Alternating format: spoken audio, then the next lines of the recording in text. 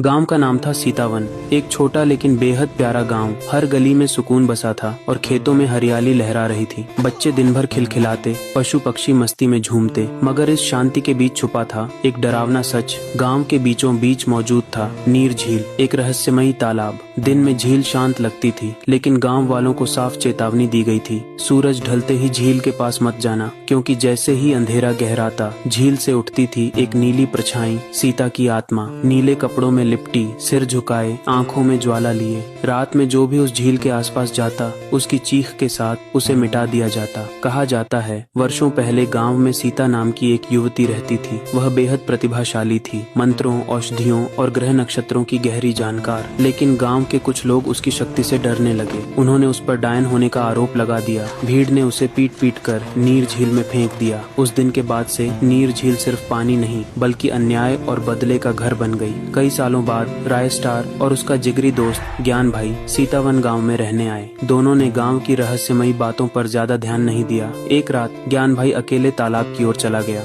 वो झील के रहस्य को अपने कैमरे में कैद करना चाहता था। जैसे ही वह तालाब के पास पहुंचा, नीला कोहरा चारों ओर फैलने लगा। ठंडी हवा की लहरों के साथ सीता की आत्मा जाग गई। ज्ञान भाई चीखा, लेकिन उसकी आवाज उसी कोहरे में दब गई। अगली सुबह तालाब के किनारे ज्ञान भाई की कटी हुई लाश मिली। राय स्टार सब समझ गया। अब उसकी आंखों में सिर्फ एक सवाल था, इस गांव को उसके डर से कैसे आजाद किया जाए। गांव अब फिर खतरे में था।